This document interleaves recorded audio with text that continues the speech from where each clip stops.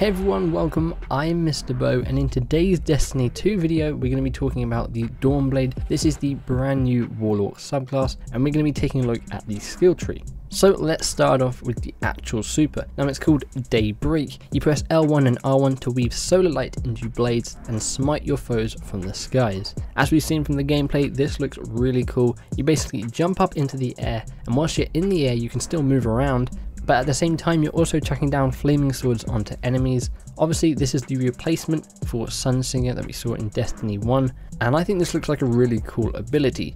Now moving on to grenades, these are going to be familiar with you if you've played Destiny 1. Firstly we have fusion grenades, explosive grenades that cause bonus damage when attached to a target. We then have the solar grenade, creates a flare of solar light which continuously damage enemies trapped inside. Firebolt grenade unleashes bolts of solar light at nearby enemies. Again, these are all things we're familiar with because we played Destiny 1.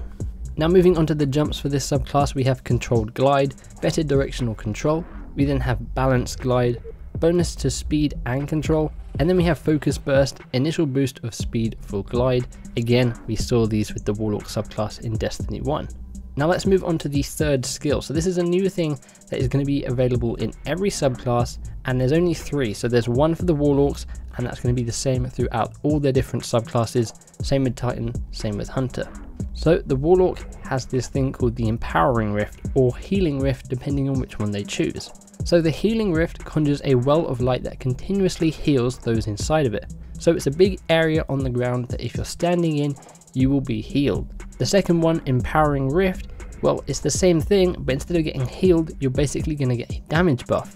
So when you're playing as a Warlock, you can choose between which one you want for certain scenarios, and this is really going to give you a lot more strategies when coming up against certain enemies or even in PvP. Now let's move on to the Attunement of Sky Tree. So this has 4 different things in it. Firstly, we have Igniting Touch, a powerful melee ability that ignites enemies and causes them to explode.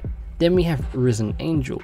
While in air, aim your weapon to hover in place for a short time. Dealing precision damage actually extends this effect's duration. We then have Sky Fire.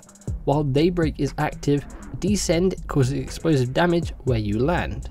And then finally we have Phoenix Dive. Hold circle while in air to quickly descend and regenerate health. This is going to be really cool when paired with the actual super, because you're going to be up in the air dealing damage.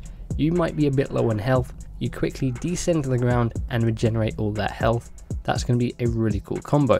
Then we also have another tree, and this is an unnamed tree at the moment, but it includes Fire Starter, a powerful melee ability that damages enemies while also increasing your movement and reload speed.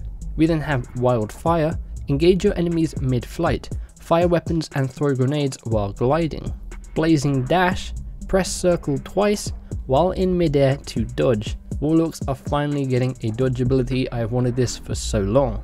And then the final skill is Everlasting Flames. Killing an enemy with Daybreak extends its duration.